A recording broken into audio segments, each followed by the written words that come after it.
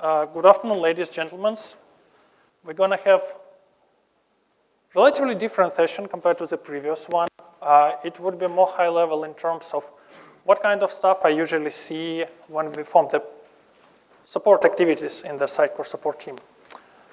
And the scene I want to start this session with is a secret. It's a very big secret. Don't tell that to anyone, please. Sometimes Sitecore doesn't work. You know, yeah, that's applause is probably for the secret.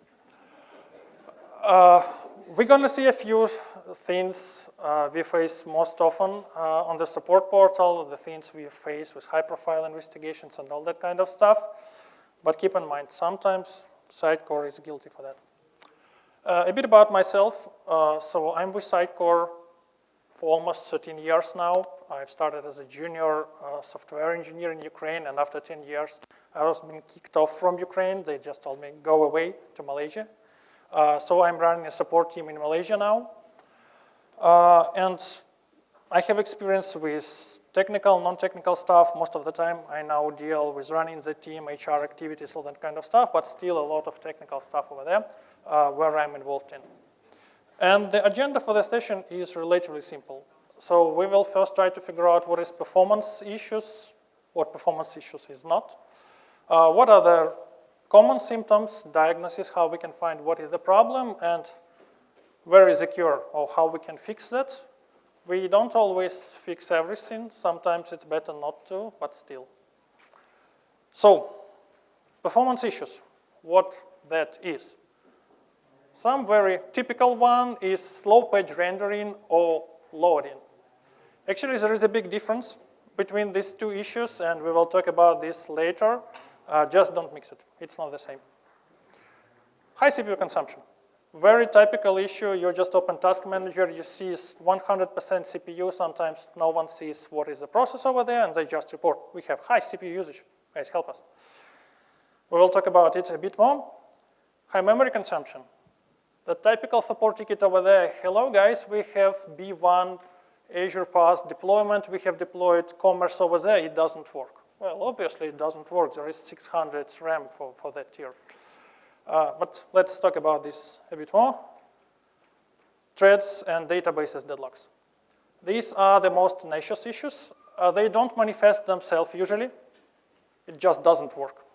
You click something, it doesn't work. You try to open something, it doesn't work. Wife didn't cook the breakfast. Is it a performance issue or not? You know, I'm married for 10 years. I don't dare to call this issue with my wife if I get into this case. It's easier to get to the cafe. One of those issues you better don't fix. Leave it as is. An employee who spends the full time on YouTube.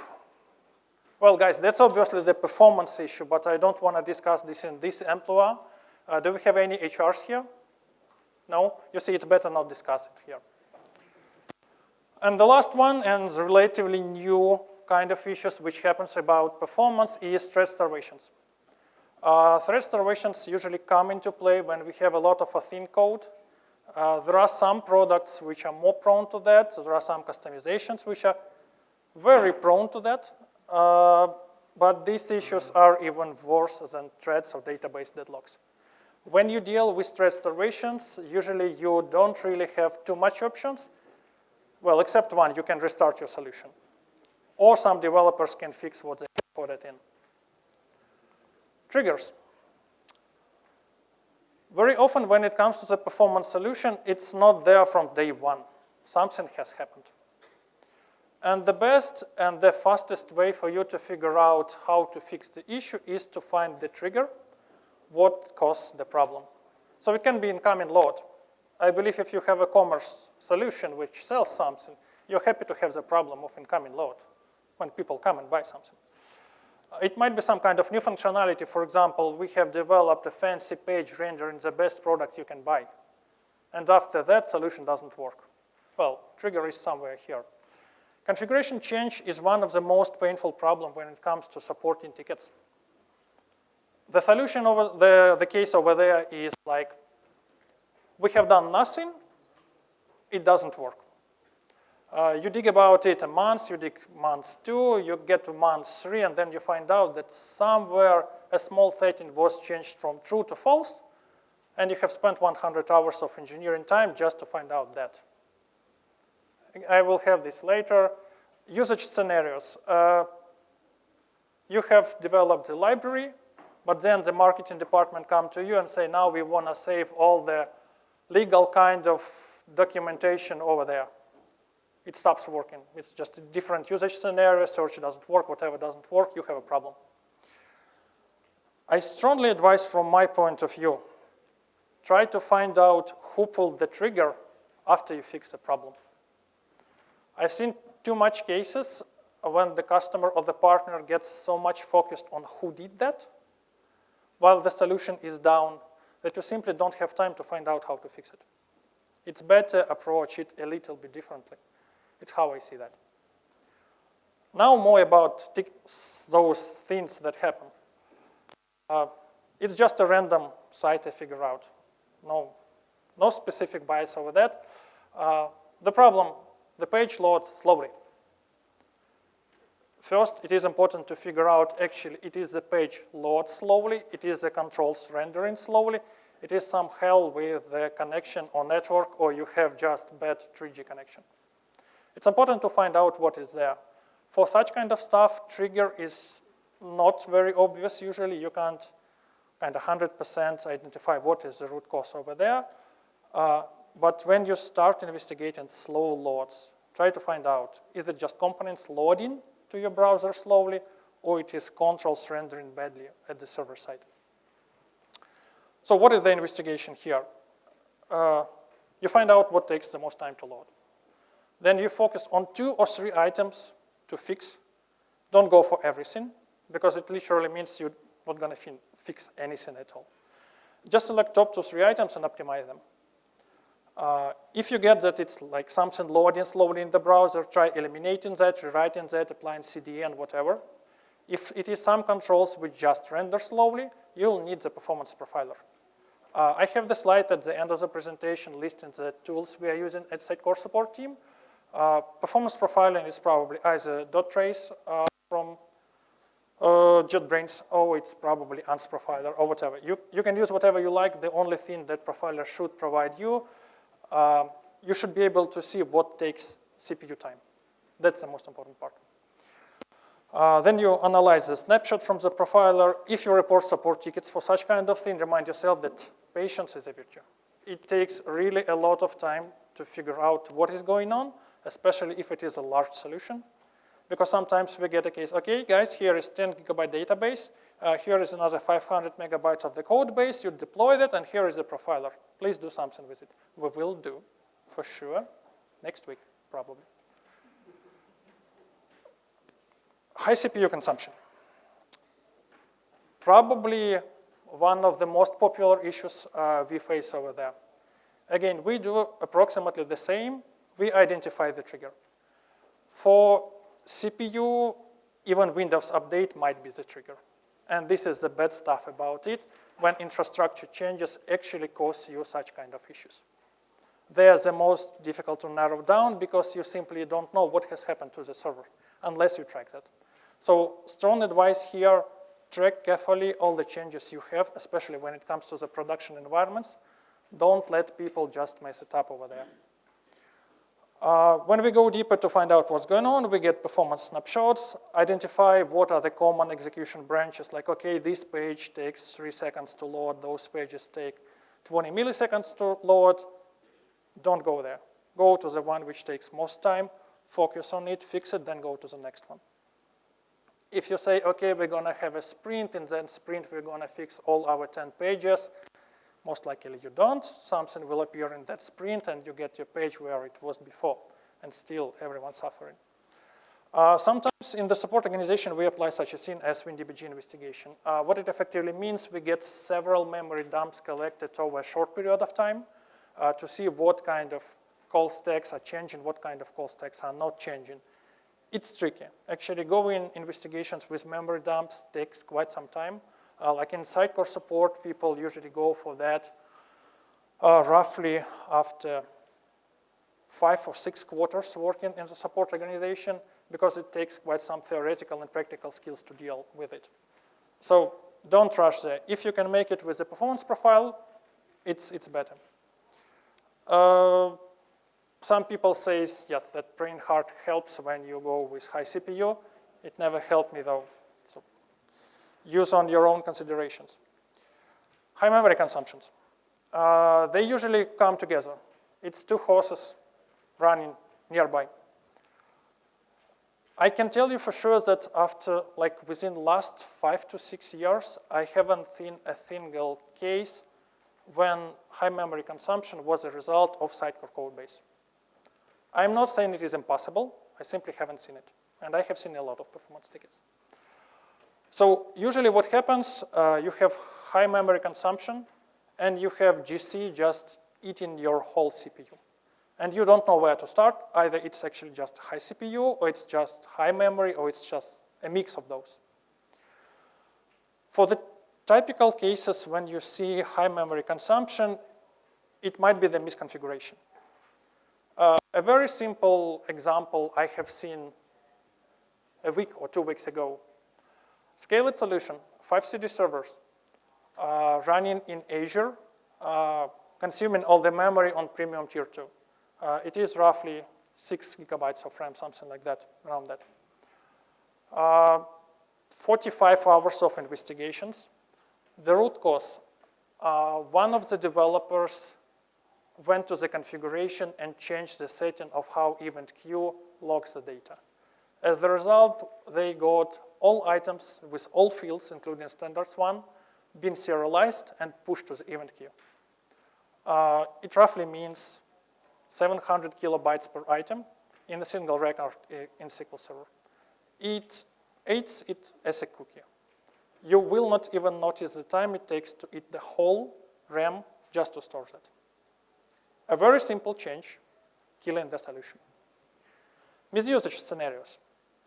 An example of that one would be another customer, no names here, sorry, who decided that it would be a nice stuff to use Sitecore as a document storage system. They have decided, okay, we're going to have RTE field. In the RTE field, we put 2.5 to 6 megabytes of text data. Well, SQL allows that, why not? And then we run it. If you have been to the presentation Artem given today, there are multiple levels of Sitecore caches. So originally, those megabytes go to prefetch cache. After they go to data cache. After they go to the item cache, what happens at the end? You have no memory. Hello. They spent 2.5 months or something like that just to rewrite the whole architecture. It cannot work like that. It's not designed to work like that. If you don't know how to use it, do we have Navin here? Professional consultant? No? No? Oh, here he is. Can you please stand up? The strong advice, if you go to the unknown lens, get advice from these guys. Yeah, you will have to pay them, but it is likely at the end of the day, you will pay way less. That's a good thing. Suboptimal implementations. It is what happens when people don't know what they do. Another example here, the customer, they had something like 15 CD servers running, and they decided to be very customer friendly. So when you don't have an item, when you hit page not found, instead of redirecting them, they were downloading the not found page and then just submitting the stream back to the customer. They effectively ended up with their Sitecores just downloading the not found page from itself and submitting that to the customer. Sitecore didn't have room to do anything else. A very simple thing, don't try to fix what is already working, and there is a standard way to do that. It will be cheaper at the end of the day. Be very careful when you do run in pass, because you can scale out, you can scale up, but you need to do load testing before you actually go there. The tier should match your application. If you try to run some kind of large solution on the tier which is not capable of doing that, you will end up with problems. I've liked personally in the support team the times when on-premise was the standard one and when IaaS was the standard one. It is easy to debug. PaaS is more difficult to debug. Keep that in mind. Either you test solution well, and you know that it is likely to work. If you go to PaaS, it is more tricky to debug. Just keep that in mind. Deadlocks are the issues, as I have said, not manifesting themselves usually. They're somewhere quietly sitting there. You click the button, it doesn't work. You request the page, it don't come. Deadlocks usually come either on database level, when you have a wrong sequence of acquiring logs. That sometimes happens when you do the customization, like you try to edit the item you're already editing.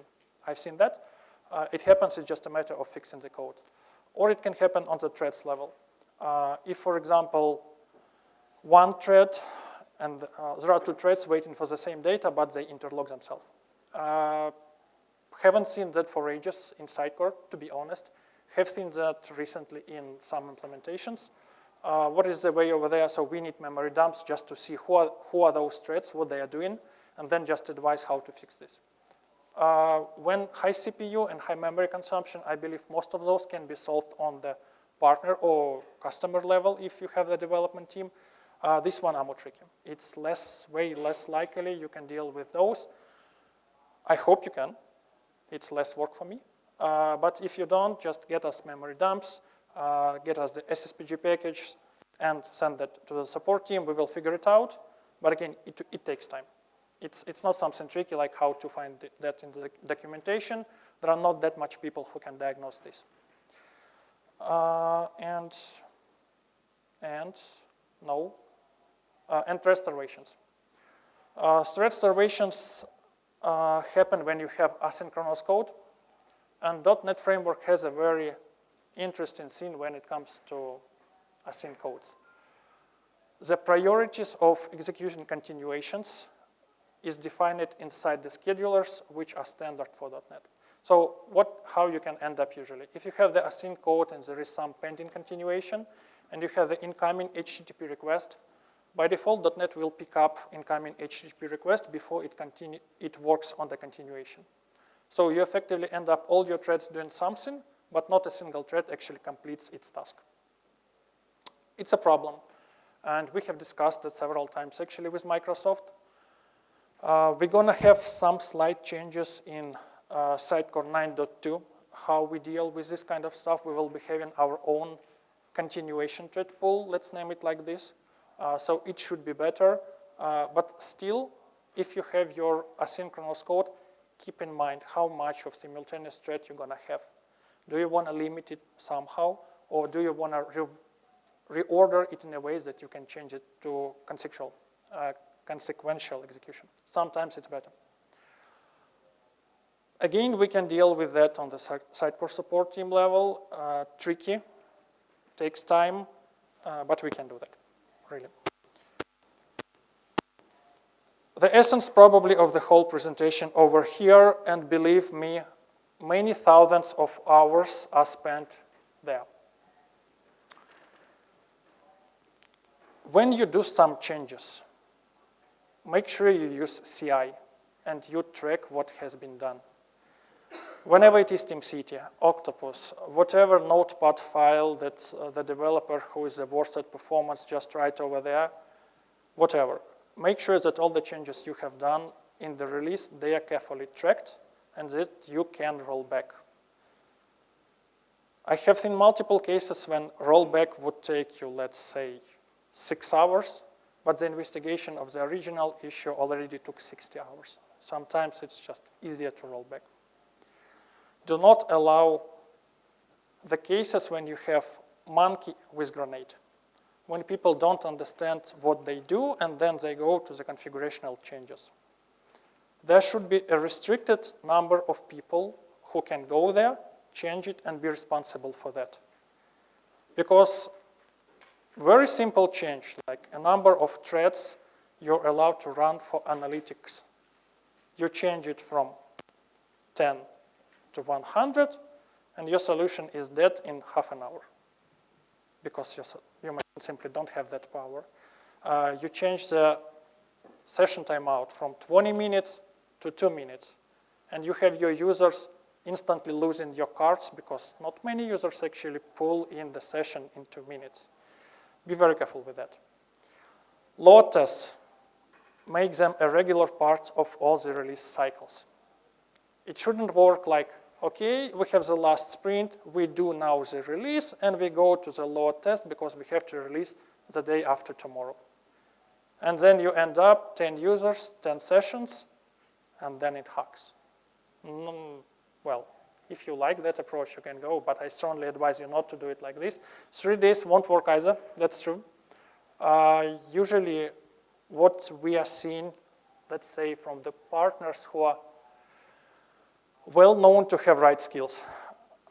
CIs are the regular part of all the sprints. At least 2 weeks are booked for load tests when it's a relatively large project. Because who knows what kind of issues appear during the load test, right?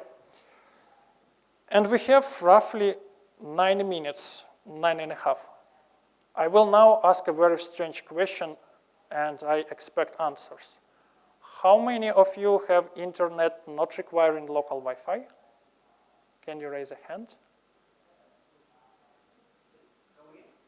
How many of you have internet with your mobile carrier? So we don't use the local Wi-Fi. Oh, we have quite some. Cool.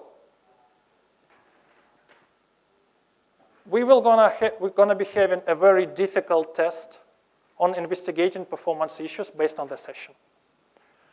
For your convenience, we have the QR code, or we have an extremely long URL you can just type in your mobile browser. And now I should figure out how to pull one screen to another screen. My bad. I cannot. This one.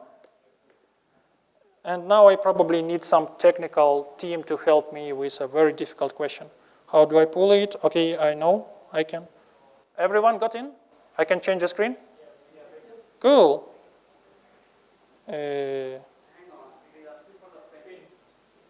Okay, that's the right thing.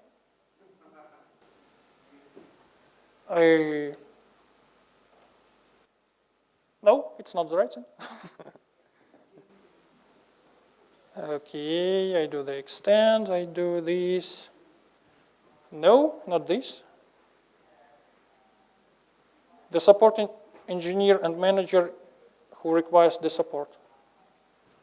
Okay, it works. We have the pin now. Well, at least part of the pin. So you can just type it in, type in the name. We have 6 minutes, okay. Not bad. How many of us is in? Oh, whoa, whoa, whoa, quite some. Well, you know, I've paid just $8 for this one. I don't know if it will survive such many users. We can start, cool. We have 47, 48, and it's growing, okay? We can start. 3 questions, very difficult ones. I hope everyone can pass it. So this is the first one. What kind of performance issues you can solve as a software developer? You have like 20 seconds to get the right answer.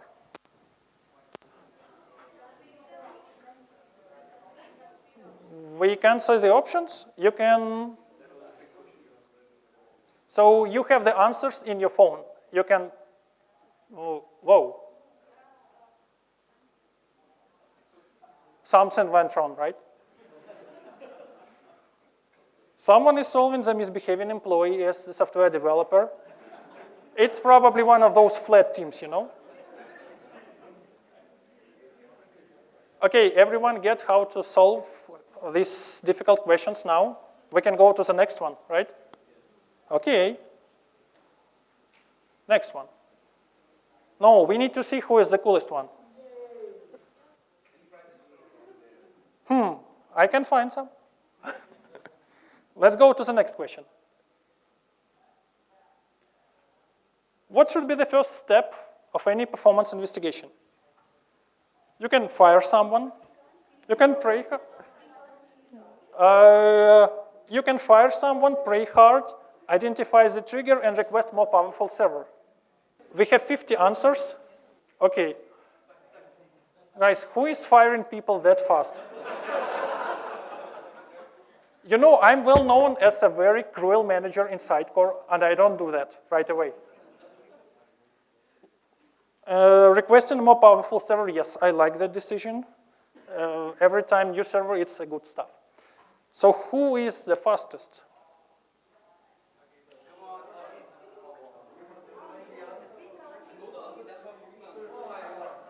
It feels like he's cheating a little bit, you know? Okay. But we have also number 2, number 3. Oh, okay. Let's do the next one. So you want me to read the answers, right? Okay.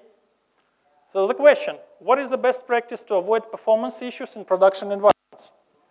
And the answer is tracking the configuration changes, limiting access to config changes, regular load testing, and all these points. Okay. Well, I wouldn't say that I'm quite unhappy with the results of answers. If you do at least one of these points, that's already better than none, right? Who is the winner here? Come on. Come on, guys, come here. Yeah, I have prizes for you. Artem, can you bring me my bag? We have number 1, number 2, and number 3. Please come out.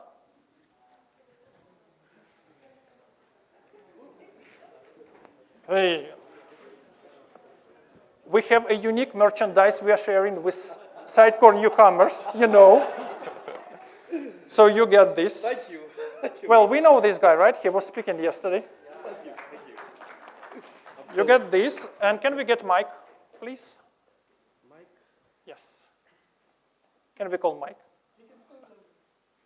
Yes, for sure.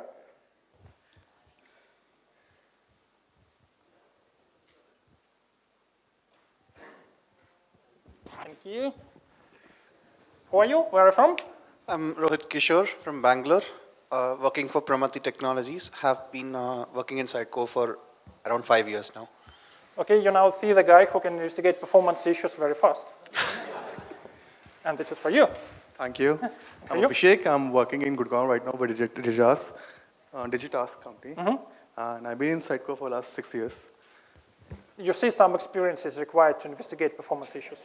5 years, 6 years, well, this guy has been here for ages. Yeah, he is here for ages, you know. Okay, thank you, guys. Thank you.